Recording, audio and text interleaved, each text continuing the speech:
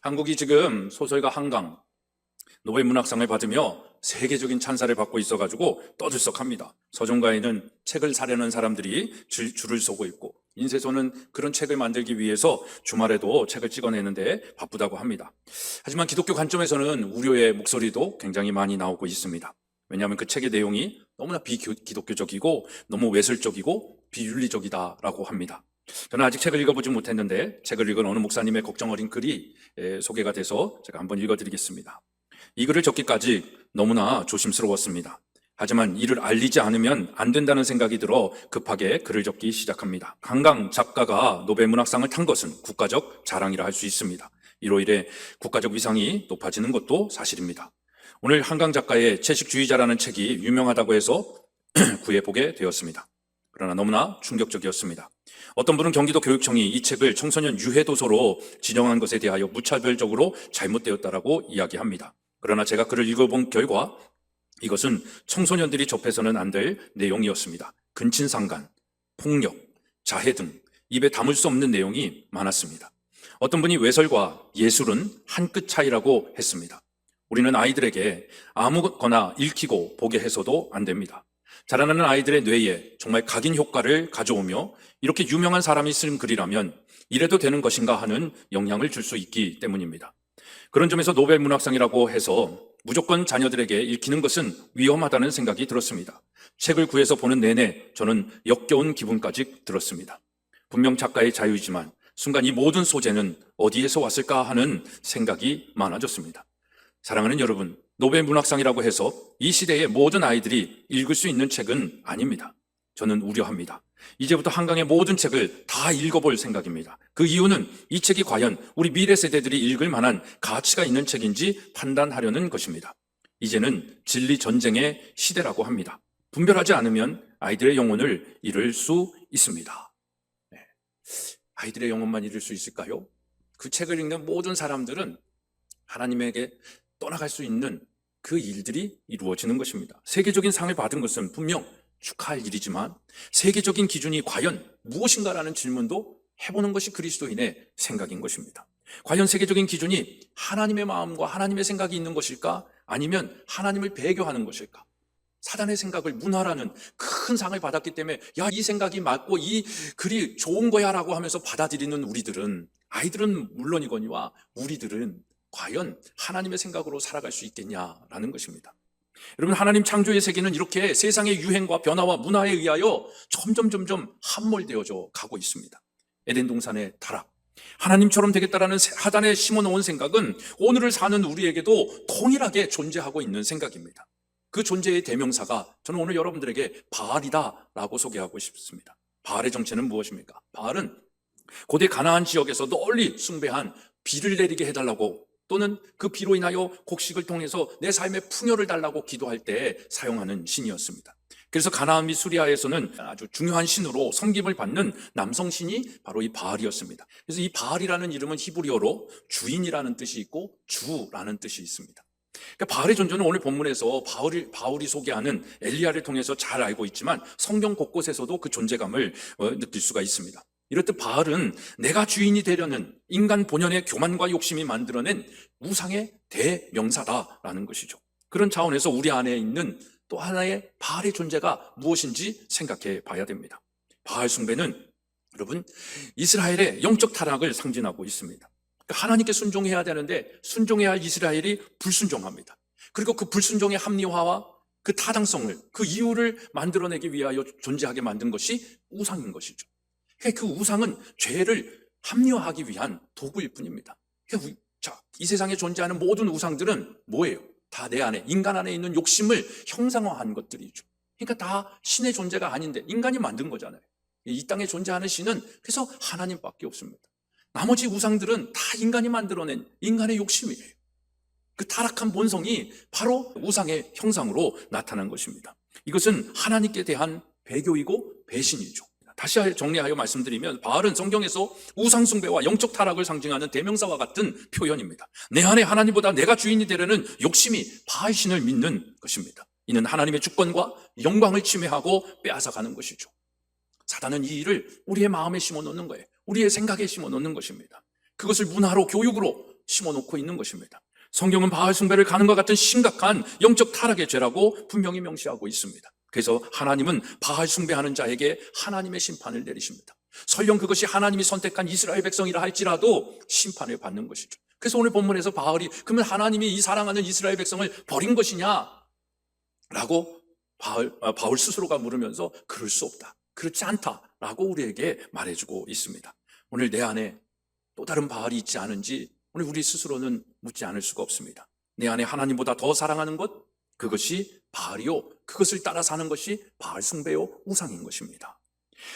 바울이 본문에서 언급하는 이 엘리야는 이 바알 우상을 섬기는 제사장들과 한판 싸움을 붙죠. 갈멜산에서 누가 신이 진짜 하나님인지 한번 겨뤄보자라고 싸움을 벌입니다. 이때 하나님께서 엘리야에게 큰 승리를 주지 않으셨습니까? 그러면 엘리야는 막 정말 자기가 이겼다라는 것에 자신감이 있고 막 울주해가지고 존재하고 있어야 되는데, 그때 아합의 아내 이세벨이 이 바알을 믿는다고 하는 바알과의 싸움에서 제사장들이 졌다라는 그 이야기를 듣고 엄청 열이 받죠. 그래서 이세벨이 이 엘리야를 죽여버리겠다라고 결심을 하고 엘리야를 찾아 나서는 것입니다. 그러니까 그 하나님의 그 역사 속에서 그 바알신을 섬기는 것이 바알이 가짜신이다라는 것을 분명히 증명했음에도 불구하고 이세벨에게 겁이 먹어가지고 엘리야가 지금 도망다니는 거예요. 그리고 로뎀 나무에 숨어가지고 하나님 나 그냥 다 죽었잖아요, 나도 죽이겠다라고 하는데 나도 그냥 하나님이 걷어가시면 안 될까요? 이세벨에게 처참한 죽음을 당하느니 그냥 여기서 저를 걷어가시면 안 될까요? 이렇게 얘기를 하고 있는 것입니다. 이럴 때 하나님께서 엘리야에게 나타나셔서 위로의 말씀으로 주시는 말씀이 오늘 4절의 말씀입니다. 우리 한번 같이 읽어보겠습니다. 시작. 그에게 하신 대답이 무엇이냐? 바알에게 무릎 꿇지 않은 7,000명, 이 사람들은 누구입니까? 5절의 말씀도 함께 읽겠습니다. 시작. 그들은 누구입니까? 지금도 은혜로 택하심을 받은 남은 자다라고 얘기를 하고 있는 것입니다. 여러분, 이런 은혜로 택하심을 받은 남은 자로 여러분들 살아가기를 축복합니다. 내가 누구인지 한번 묻는 거예요. 내 안에 있는 바알을 숭배하며 우리는 심판받을 자로 사는지, 아니면 바알을 거부하고 무릎 꿇지 않은 은혜로 택하심을 따라 하나님을 믿는 남은 자로 살고 있는지, 오늘 우리는 우리 스스로에게 한번 묻고 답을 얻었으면 좋겠습니다. 여러분, 바알에게 무릎을 꿇는다고 하면 무릎을 꿇는다라는 것은 뭐 굴복한다라는 것, 이런 의미가 있잖아요. 그래서 뭐 싸움에서 지거나 그래서 항복하는 그런 의미를 가지고 있면서 무릎을 꿇는다라고 얘기하는데, 하지만 오늘을 사는 현대인들에게는 저는 이런 이유는 맞지 않는 것 같습니다. 바알에게 무릎 꿇음은 제가 생각하기에는 바알을 하나님보다 더 사랑하는 표시다라는 것이죠. 여러분, 사랑하는 사람에게 꽃을 주거나 반지를 주면서 프로포즈 할 때 어떻게 합니까? 무릎을 꿇지 않습니까? 그러니까 저는 바알에게 무릎을 꿇은 사람들은 바알을 사랑한다라고 프로포즈하는 사람 같아요. 오늘 우리는 바알에게 프로포즈하면서 살고 있지 않나라는 질문을 하는 것이죠. 그게 뭐예요? 세상을 따라가는 거죠. 바알에게 무릎 꿇는 자들은 바알에게 뭐 영적 싸움에서 져가지고 무릎 꿇는 것이 아니라 바알을 사랑하겠다라고 고백하면서 날 좀 받아주지 않겠어요? 라고 하는 자들이 아니겠냐라는 것입니다. 그럼 무릎 꿇지 않은 자들은 무엇입니까? 난 바알을 사랑하지 않겠다라고 무릎 꿇지 않은 거죠. 결연한 것이죠. 거부하는 것이죠. 여러분은 누구입니까? 오늘 우리는 바알을 사랑하며 살고 있지 않습니까? 여러분들이 추구하고 여러분이 선택하는 삶의 기준은 그런 바알을 추구하는 우리의 모습 아닙니까? 세상의 기준과 세상의 유행과 세상의 문화와 트렌드를 따라가기 위해서 급급한 우리들은 바알에게 프로포즈하면서 사는 거예요. 바알의 존재는 하나님보다 나를 더 사랑하고 하나님의 방법보다 세상의 방법, 사단의 방법을 더 좋아하고 선택하는 내 안에 있는 내 자아를 증명하는 거예요. 보여주는 거예요. 성경은 이러는 자들을 교만한 자다라는 거예요. 바알이 뭐라 그랬어요? 주인이다라는 뜻이에요. 내가 주인이야, 내가 내 마음대로 살겠다라는 거예요. 이걸 성경은 교만이다라고 얘기를 하는 것입니다. 교만은 내가 하나님이 되려고 하는 욕심이죠. 그 욕심이 잉태하여 죄를 낳는 것입니다. 그래서 바알을 숭배하는 세상이 되다 보니까 죄악이 관영한 세상이 된 것이죠. 사단이 에덴 동산에 이 생각을 심어넣었고 수천 년이 지난 지금도, 아니 예수 그리스도가 재림하는 날까지 이 욕심의 교만의 바이러스는 인간 세상사에, 인간의 생각에, 인간의 삶 속에, 인간의 마음에 있을 것입니다. 그래서 우리에게는 백신이 필요한 것입니다. 하나님은 그 백신을 우리에게 보내주신 거예요. 그 아들은 그 백신이 되라는 그 하나님의 명령에 순종하여 우리를 위해서 피를 흘려주신 거예요. 몸이 찢기신 거예요. 그게 우리에게는 은혜죠. 그걸 믿는 게 그리스도인이단 말입니다. 그런데 우리는 여전히 바알을 쫓아가며 살겠어요? 그걸 세상의 트렌드라고 하면서 합리화하겠어요? 그러니까 이 모양이 된 거예요. 이걸 누굴 탓하겠어요? 응? 여러분, 예수 그리스도를 믿는 믿음입니다. 어떠한 상황에서도 말씀의 기준대로 살겠다라는 선언하는 것입니다. 우리가 이 땅에서 살아가면서 경험하는 영적 싸움은 이것이에요. 여러분들에게 이런 스트러글이 있냐 이 말이에요. 이런 갈등들이 있냐 말입니다. 세상을 못 쫓아가서 갖는 그 갈등을 갖고 있는 것인지, 하나님의 말씀에 쫓아서 살지 못한 그 갈등을 갖고 있는 것인지, 우리의 고민, 우리의 번민, 우리가 만족하지 못하는 건 과연 뭐의 기준에 의한 것들이냐라는 것입니다. 내가 내 삶의 주인이라고 하는 교만과 욕심과 내 삶의 주인이 하나님이심을 고백하는 삶, 내가 주인된 삶을 사는 자는 그렇게 다를 수밖에 없는 거예요. 여러분, 오늘 우리는 누구에게 프로포즈 하면서 살고 있습니까? 무릎 꿇는 자입니까? 하나님이 주인된 삶을 사는 자는 하나님께 프로포즈 하는 자입니까? 여러분은 누구입니까? 하나님 때문에 오늘 내가 하고 싶은 일을 포기하지 못하면 우리는 바알을 사랑하는 자입니다. 우리 안에 그런 것들이 있지 않습니까? 이것저것 포기할 수 있는데 이것만은 절대 안 돼 하는 것. 그것이 누구에게는 자녀일 수도 있습니다. 그것은 누구에게는 돈일 수도 있습니다. 자존심일 수도 있고, 명예일 수도 있고, 권력일 수도 있고, 내 취미일 수도 있고, 내 습관일 수도 있습니다. 이것만큼은 나는 포기 못해. 목에 칼이 들어와도 나는 안 돼. 그게 하나님 아닌 다른 것이 있다라고 한다면 그게 바알이라는 것이죠. 제 사무실에 책판에 이렇게 제가 설교를 작성하면서 그 글이 보이더라고요. 명예, 제가 정의를 내려놓은 거예요. 인정받고 싶은 욕심, 권력, 하고 싶은 대로 하려는 욕심, 파워, 힘, 이렇게 제가 명예와 권력을 정의를 해놓았더라고요. 모든 건 인간의 내 스스로가 나의 만족을 위하여 내가 하나님의 말씀대로가 아니라 내 마음대로 살려고 하는 이 사단이 심어놓은 욕심이에요. 그걸 포기하고 하나님께 무릎 꿇는 자가 믿는 자이고 그리스도인입니다. 그걸 포기하지 못하고 바알에게 프로포즈하는 자가 사단을 믿는 거, 바알을 숭배하는 자인 것이죠. 오늘을 사는 현대인들은 워라벨이니 욜로족이니 쉼, 권리 이런 것들을 가지고 살거든요. 전 이것이 다 바알의 생각이라고 생각을 합니다. 그런 워라벨, 욜로, 인권, 평등, 이건 인간이 만들 수 있는 게 아니에요. 그건 트렌드로 형성이 되어지는 것이 아니에요. 그건 하나님이 우리에게 주시는 평안인 것이에요. 그것만으로서 우리가 얻을 수 있는 것이에요. 근데 그것을 못하면 불평등한 세상입니까? 내가 일하는 것이 너무 고되면, 그 쉼이 없으면 나는 인권이 없는 자입니까? 잘못된 부모에게서 태어난 세상이고, 그렇지 않습니다. 그게 다 바알의 생각이다라는 거죠. 우리는 권리를 주장하는 자가 아니라 하나님 앞에서 권리를 포기하는 자입니다. 인권도 권리도 없이 살라는 말이 절대 아닙니다. 이런 문화가 하나님께도 내 권리를 주장하는 교만이 되는 거예요. 바알의 삶이 되는 거예요. 하나님이 위하여 권리를, 예수 그리스도를 통하여 내 삶을 살려주셨기 때문에 이제 내 권리를, 내가 사는 것이 내가 아니라 내 안에 예수께서 사십니다 하면서 내 삶의 권리를 포기하고 사는 자들이 그리스도인임에도 불구하고 여전히 내 권리를 지켜달라고만 요구하는 거예요. 바알이에요. 한강의 문학이 노벨상을 받아 보편적 사고가 되듯이 이 세상의 문화와 트렌드가 그렇게 우리를 만들어가고 있는 거예요. 하나님을 섬기는 것이 아니라 바알을 섬기는 자로. 그걸 만드는 게 교육이고, 그걸 만드는 게 문화라는 거예요. 트렌드라는 거예요. 여러분, 트렌드, 제가 지난주에도 말씀드렸죠. 트렌드가 관한 책들을 보면 다 자기중심적인 것만 사. 그걸 합리화시키고 그걸 맞다라고 얘기하는 문화만 많이 있는 거예요. 그런 문화를 조장하고 있는 거예요. 근데 그걸 쫓아가야 된다라고 얘기하고 있는 거예요. 그래서 우리 그리스도인들에게는 분별이 필요한 거죠. 그런 세상 속에 우리는 어떻게 살 것인가? 그러면 우리가 바알을 사랑하는지 하나님을 사랑하는지 어떻게 알 수 있습니까? 여러분, 이 세상을 사랑하며 살아간다라 살 수 있지만 하나님 때문에 그렇게 살지 않는 자, 그 사람이 바알을 사랑하지 않고 하나님을 사랑하는 겁니다. 제가 우리 아이들에게도 자주 얘기하는 거예요. 우리는 스마트폰 못 쓰는 게 아니라 안 쓰는 거다. 다 할 수 있잖아요. 우리 아이들이 뭐 돈이 없는 사람이 어디 있어요. 다 부모님들이 사달라 그러면 사고, 또 학교 다니면서 필요하기 때문에도 빚을 내서라도 사주는 것이 요즘 부모일 거거든요. 근데 우리는 그거 안 쓰는 거예요. 못하는 게 아니라 안 하는 거다. 마찬가지입니다. 여러분 다 할 수 있습니다. 근데 못하는 게 아니에요. 안 하는 거예요.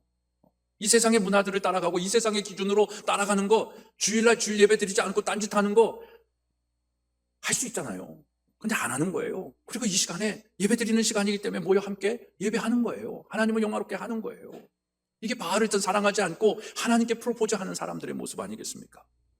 하나님을 사랑하는데 세상을 사랑하지 않는 거예요. 세상 사랑할 수 있잖아요. 못하는 거 아니잖아요. 할 수 있는데 안 하는 거예요. 하나님을 사랑하면서 세상을 사랑하는 것, 이게 영적 간음이죠. 양다리 걸치는 것이죠. 여러분, 세상을 사랑할 수 있습니다. 근데 우리는 하지 않는 것입니다. 왜? 하나님께 무릎 꿇었기 때문에, 하나님께 프로포즈했기 때문에. 또 우리가 바알을 사랑하는지 하나님을 사랑하는지 어떻게 알 수 있습니까? 하나님의 말씀의 기준을 가지고 옳은 일을 행하는 자이면 우리는 하나님을 사랑하는지 알 수 있어요. 여러분들의 삶의 기준은 무엇입니까? 돈입니까? 자녀입니까? 여러분 자신입니까? 우리의 삶의 기준은 뭐예요? 우리는 하나님께 프로포즈했기 때문에 성경이어야 되는 거예요. 하나님이어야 되는 거예요. 하나님이 옳다 그러면 세상이 다 틀렸다고 해도 우리는 그것이 옳다라고 얘기하는 거예요. 또 우리는 그 옳은 일을 행하면서 사는 자여야 돼. 근데 이게 쉽지 않아요. 그죠? 네. 저도 쉽지 않아요. 그러니까 우리도 발버둥 쳐야 되는 거예요. 그러니까 기도해야 되는 거죠. 그러니까 예배해야 되는 거죠. 그러니까 그런 교육을 받아야 되는 것이죠. 여기서 그냥 내가 세상을 사랑하는 삶이 맞다 해주는 이야기를 듣기를 원하는 게 요즘 현대 교회 다니는 사람들이거든요. 아니에요. 우리는 하나님의 이 죄악된 세상, 하나님이 없다 하는 세상, 하나님을 거부하는 세상 속에서 하나님의 옳은 일을 들으면 불편해져야 되는 거예요. 저는 여러분들이 제 설교를 듣고 많이 불편했으면 좋겠어요.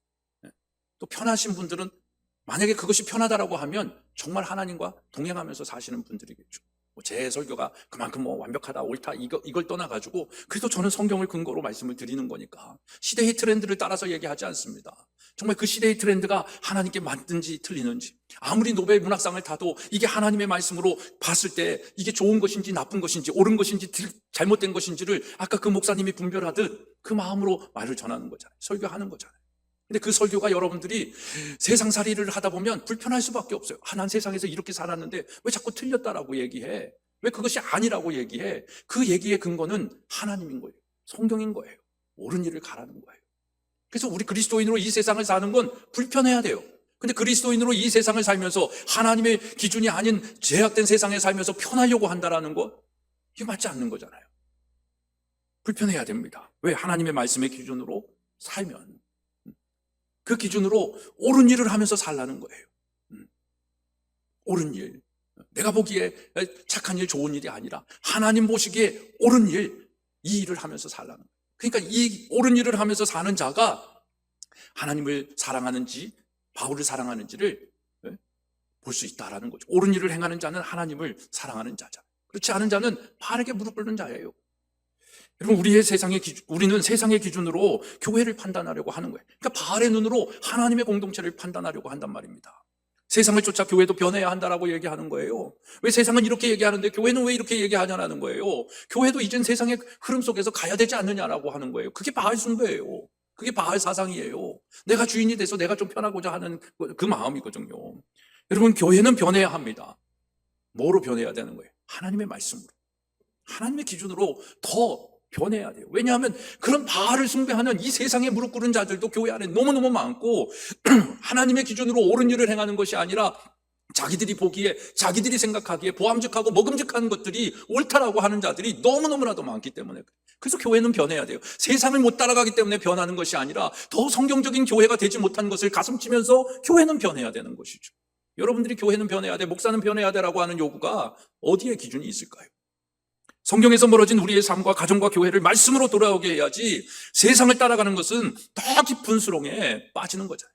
처음 수렁에 빠진 대한민국이고 교회들이잖아요. 여러분들의 가정은 수렁에 빠지지 않으셨나요?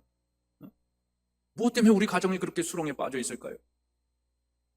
왜 우리 자녀들은 하나님을 믿지 못하고 있을까요? 그 교육, 그 트렌드, 그 문화, 그 유행, 이거 쫓아가다가 그런 결과가 되지 않았을까요? 그게 바알에게 무릎 꿇는 거예요. 그런 속에서도 여전히 바알에게 무릎 꿇지 않겠다라고 발버둥 치면서 자녀들을 이 학교에 보내는 부모들이 있다니까요. 돈이 있어서 보내는 게 아니에요. 정말 빚을 내서 마이너스 통장으로 학비 내면서 보내는 가정들도 많이 있어요. 그들의 고백은 뭘까요? 난 절대 바알에게 무릎 꿇을 수 없어. 나는 하나님의 기준으로 옳은 일을 행할 거야. 내가 힘들고 불편해도 내 통장에 마이너스가 된다 할지라도 난 이걸 포기할 수가 없어. 여러분, 우리는 정말 그런 세상을 쫓아가기에 발버둥 치다가 행복은커녕 수렁에 빠져있는 그 결과치를 가지고 있지 않습니까? 지금의 이 시대가 그 결과를 보여주고 있지 않습니까? 여러분, 또 바알을 사랑하며 무릎 꿇은 자가 아니라 하나님께 무릎 꿇은 자는 어떻게 사는 걸까요? 나의 기쁨과 만족을 위하여 살지 않아요. 워라밸을 추구하지 않아요. 죽도록 충성하면서 살아요. 하나님을 위하여 내가 무엇을 더 할 수 있을까를 고민하면서 살아요. 이 육체의 안위를 위하여 살지 않아요. 할 수만 있으면 하나라도 더 하나님의 영광을 위하여, 죽어가는 영혼을 위하여, 나 아닌 다른 사람을 위하여 무엇을 할 수 있을까 고민하는 거예요. 그 고민 속에서 건강을 위하여 운동도 하고 책을 읽기도 하고 연구하기도 하지만 정말 그냥 편히 쉬고 여행하고 여가를 즐기는 이 트렌드에 빠져 살지 않아요. 내가 먼저 기뻐야 남도 기쁠 수 있다라고 하는 이 세상의 트렌드입니다. 전혀 잘못된 것이라고 생각할 수 없게끔 만들어 놓은 세상입니다. 그러나 성경은 어떻게 하는 거예요? 내 만족이 아니에요. 내 이웃을, 하나님을 사랑하고 내 이웃을 내 몸과 같이 사랑하라는 거예요. 이게 성경의 트렌드입니다. 우리는 이 성경을 얼마나 지켜 행하며 살까요? 그렇게 하나님을 영화롭게 하고 이웃을 위하여 사니까 내 삶에 무한한 그 기쁨이 내 속에서부터 우러나오는 거예요. 이게 참 평안이죠. 참 기쁨이죠. 그리스도인의 기쁨은 이런 거예요. 이걸 느끼면서 사는 자가 바알에게 무릎 꿇지 않고 하나님께 택하심, 은혜로 택하심을 받아 사는 자들의 삶이다라는 것입니다. 그렇게 하나님을 사랑하고 내가 몸을 안 가리고 이웃을 위하여 남을 위하여 산다라고 하면 그럼 나는 어떻게 돼요? 라고 또 질문할 거예요. 이 세대는. 그럼 뭘 얘기할까요? 너는 내가 사랑해. 너는 하나님이 사랑해. 너는 내가 사랑할 대상이야. 하나님 그거예요. 내가 널 사랑하고 내가 책임져 줄 테니까 너는 다른 사람을 사랑해. 괜찮아. 부족함이 없어. 충분해. 이게 하나님의 마음이잖아요. 하나님은 나를 사랑한다고 성경에 얼마나 많이 기록하고 있어요. 그 사랑을 받았음에도 불구하고 다른 사람들한테 왜 사랑받지 못했다고 그렇게 구걸하면서 살고 있을까요? 아내와 남편은 내가 사랑해야 할 대상이지 사랑받아야 할 대상이 아니다라는 걸 왜 모를까요? 내가 사랑받아야 할 대상은 오직 하나님밖에 없어요. 사랑을 구걸하려면 하나님께 구걸하세요. 구걸이란 말이 좀 그렇지만 구하세요. 하나님이 차고 흔들어 넘치도록 주세요. 인간은 그런 만족을 줄 수도 없어요. 그런 대상이 되지도 않고 그런 능력도 없어요. 그런 사람들에게 뭘 구하면서 살고 있어요? 그냥 주세요. 하나님께 받은 사랑. 그러니까 여러분들이 하나님의 사랑을 많이 받으셔야 돼요. 많이 받으려면 어떻게 해야 돼요? 하나님과 교제를 많이 해야죠.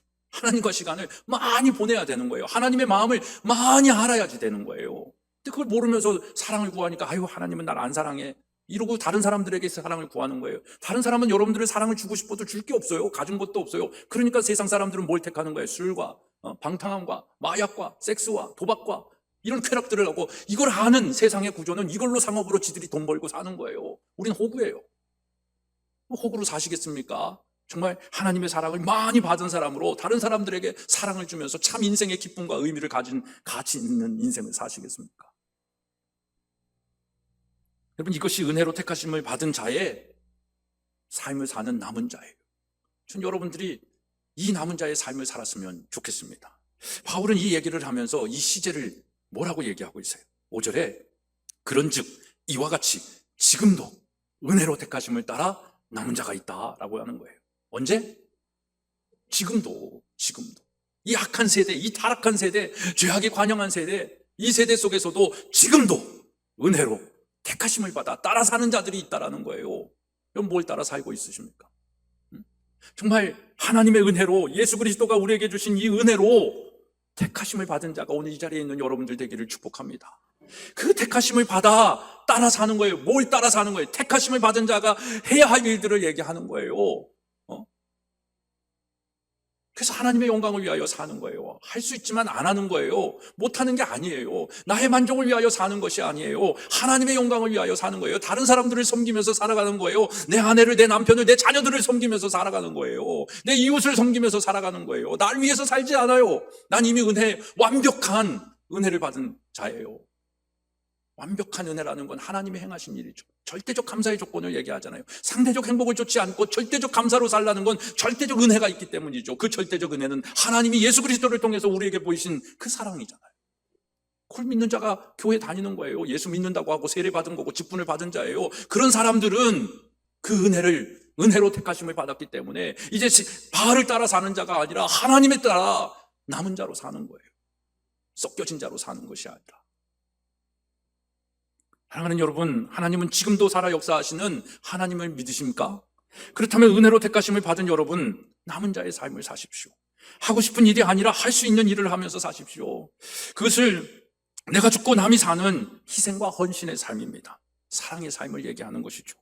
여러분, 이 세상을 본받으며 사는 것 우리 할 수 있습니다. 잘하잖아요. 세상을 떨어져서 뭐 하면 뭐 한다 그러고, 유행 많은 삔이 있으면 삔 사야 되고, 두바이 초콜릿이 유행하면 두바이 초콜릿도 사 먹어야 되는 것이고, 다 따라가고 있잖아요. 뭐 그것이 죄다 뭐다 이게 아니라, 그런 것들은 할 수 있지만 하나님이 아니라고 하면 안 하는 거예요. 멈춰설 수 있어야 되는 거예요. 세상의 기준이 아닌 하나님의 말씀대로 옳은 일을 하는 거예요. 동성애자들을 왜 교회는 다 죄인 취급해? 그 성경이 죄라고 얘기하기 때문에 죄라고 얘기해 주는 거예요. 그렇다고 너 죄인 나쁜 놈들이야 이게 아니라, 교회처럼 또 그들을 위해서 기도해주고 품기 위해서 노력하는 공동체도 없어요. 옳은 일을 하자라는 거죠. 죄인 취급하자고 하는 사람 교회 목사 중에 있으면 나와보라 그랬어요. 아무도 없어요. 그렇게 세상이 만들어 가고 있는 거예요. 그러면서 지들이 하고 싶은 세상을 만들고 싶은 거고요. 거기에 다 속아 넘어가는 우민이 되는 거예요. 근데 그리스도인들은 그렇지 않다라는 거예요. 세상의 기준이 아닌 하나님의 말씀대로 옳은 일을 하면서 사는 거예요. 이게 가능한 가능한 이유가 무엇입니까? 믿음이 있기 때문이죠. 그래서 믿음의 삶을 사는 거예요. 내 기쁨과 만족이 아닌 하나님의 기쁨과 영광을 위하여 선한 일을 하면서 사는 거예요. 그럴 수 있는 이유가 뭘까요? 우린 천국의 소망이 있기 때문이에요. 소망이에요. 그래서 그리스도인들은 믿음과 소망과 사랑을 가지고 사는 자들이에요. 이런 믿음과 소망과 사랑의 삶이 은혜로 택하심을 따라 사는 남은 자의 삶인 것입니다. 한번 생각해 보세요. 여러분들에게 그런 삶의 흔적이 무엇이 있고 어떻게 살아왔는지. 정말 이런 믿음과 소망과 사랑, 그렇죠? 하고 싶은 일이 아니라 할 수 있는 일을 하면서 세상을 본받아 따라가기 위하여 발버둥 치는 게 아니라, 그렇게도 할 수 있지만 못하는 게 아니라 안 하는 거예요. 내 믿음이 있기 때문에. 이 땅의 만족과 쾌락을 추구하면서, 땅의 기쁨을 추구하면서 살 수 있어요. 근데 그걸로 끝이에요. 우리는 그렇게 살지 않아요. 우리는 천국 소망을 갖고 있어요. 그래서 이 땅의 고통이고 이 땅에 힘들고 불편하고 어려워도 그 길을 가는 거예요. 그것이 하나님을 위한 영광의 길이라면 기꺼이 갈 수 있는 거예요. 내 몸이 부서지고 내가 쉴 시간이 없어도 그렇게 사는 거예요. 왜? 천국 소망이 있기 때문에. 이 땅의 삶은 잠시 잠깐이기 때문에 여기에 목숨 걸고 살지 않아요. 여러분, 이런 믿음과 소망과 사랑의 삶이 은혜로 택하심을 받은 자의 삶인데, 저와 여러분의 삶이 이렇게 살아가기를 소망하고 축복합니다. 여러분은 누구입니까? 바알에게 무릎을 꿇은 자입니까? 아니면 은혜로 택하심을 받은 자입니까? 제가 이번 10월 27일에 이 부분들을 강권하고 있어요. 그러니까 여러분들이 뭐 그렇게까지 가야 돼? 뭐 가면 뭐 진짜 바알에게 무릎 꿇지 않은 거고, 안 가면 바알에게 무릎 꿇은 거야? 너무한 거 아니야? 뭐 이렇게 생각하실 수도 있을지 모르겠지만 제 심정은 그렇다 이 말입니다. 강권하고 싶은 거예요. 그날 어떤 스케줄이고 뭐 어떤 이유가 있어도 한번 하나님을 위해서 여러분들이 그런 결단과 시간과 헌신과 희생이라고 해야 될지 모르겠지만, 손해보는 일이 있다 할지라도 그 일을 한번 해보시라는 거예요. 그 자리가 여러분들이 성령 받는 자리요, 그 자리가 여러분들이 축복받는 자리일 수 누가 알아요? 그거 모르기 때문에 가봐야 되는 거예요. 그럴 수도 있고 안 그럴 수도 있고, 왜? 하나님이 하시는 일이니까. 근데 안 가가지고 손해보는 건 여러분들 손해잖아요. 그 기회를 못 찾는 건 그때가 그때인데, 마가의 다락방인데. 그래서 저는 여러분들에게 권면하기도 하지만 강권하는 것입니다. 우리 영상 하나 보도록 하겠습니다.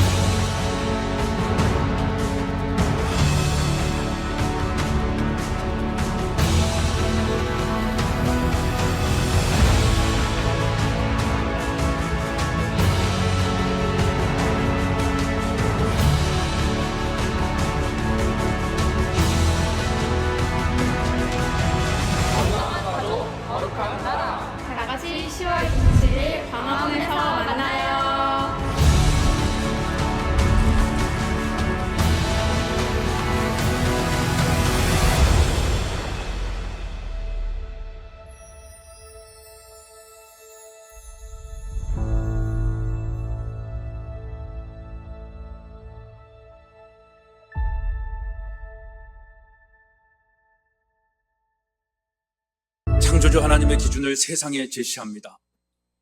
그걸 우리가 해야 됩니다. 전 정말 그런 소망을 갖고 있는데, 저는 여기에 아무 관계된 사람도 아니에요. 그리고 성차별, 이 악법 저지, 저는 아까도 얘기했지만 저지 될 거라고 생각하지도 않아요. 이미 야당에 있는 그 사람들은 이 법을 만들고 추구하는 사람들이기 때문에 정치적으로 얘기하고 싶은 마음 눈꼽만큼도 없어요. 그래서 그 법도 진짜 하나님이 역사하지 않는 한은 통과되지 않을까, 저는 그렇게 생각을 해요. 이제 그런 세상에 오면 여러분들 손주, 여러분들의 자녀들이 결혼한다고 데리고 온 대상인데 남자가 데려오고 여자가 여자를 데려오는 세상이 되는 거예요.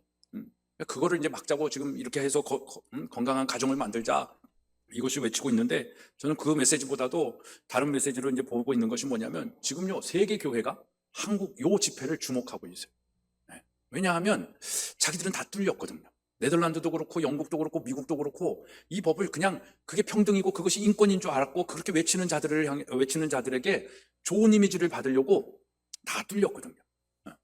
우리 다음 주에 미국의 총장이 와서 학부모 교육을 하는데, 그 사람도 고든 칼리지 총장인데 이 동성애를 반대한다라고 천명을 한 거예요. 우리는 남녀가 결혼하는 것을 가르친다라고 한 거예요, 대학에서. 그러니까 국가에서, 정부에서, 거기에서 하여튼 지방에서 주는 모든 지원금이 다 끊긴 거예요. 너무 힘든 거예요. 그래서 재정이 파탄이 되고 그런 지경에까지 간 거예요.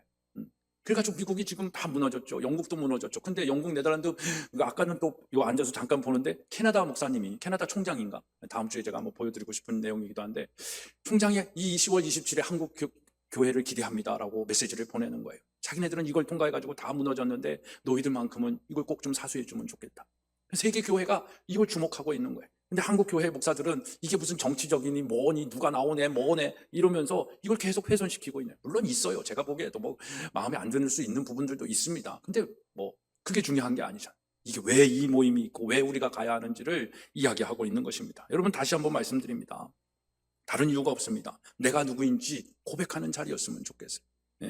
이유와 핑계가 없습니다. 손해를 봐도 이 나이만큼은 내가 하나님 선택했어 할 줄 알아야 되는 거 아니겠어요? 맨날 돈을 선택하고 여러분들의 시간을 선택하고 여러분들의 권리를 선택했잖아요. 그걸 포기하고 하나님을 선택하는 자리에 한번 계셔보라는 거예요. 하나님은 바알에게 무릎 꿇는 자를 심판하시고 남은 자를 축복하신다라고 얘기하는 거예요. 그게 오늘 바울의 메시지이긴 하겠어요. 바울의 메시지이긴 했습니다. 여러분은 바울의 시대에 어떻게 살겠어요? 힘들어요. 저도 힘들고 외롭고 때가 너무너무 많고, 내가 꼭 이렇게까지 얘기해야 되나? 로뎀나무 아래에 숨어있는 그 쉼을 원하는 엘리야의 마음이 뭔지 저는 오늘 이 말씀 속에 충분히 느껴지더라고요. 근데 하나님은 너 죽을 게 아니야, 가서 전해. 하나님께서 은혜로 택하심을 따라 남은 자들이 7,000명이 더 있었다라는 것, 그거 전해. 그리고 너도 그렇게 살아. 이 메시지 아니겠습니까? 우리 저와 여러분, 또 우리 특별히 우리 12학년 친구들 이제 대학 가면 더 이런 바알의 시대의 문화 속에 살 수밖에 없는데, 거기서 하나님을 선택하고 바알에게 세상의 방법대로 살지 않는 게 얼마나 불편하겠어요. 그럼에도 불구하고 그렇게 살아도 충분하다라는 것, 그렇게 살아도 가능하다라는 걸 우린 경험한 자들이거든요. 그걸 더 보여줘야 되거든요. 그럼 세상이, 그걸 몰랐던 자들이 놀라요. 이게 가능해? 여러분들의 삶 속에 그런 축복과 그런 은혜가 있기를 소망하고 기대합니다.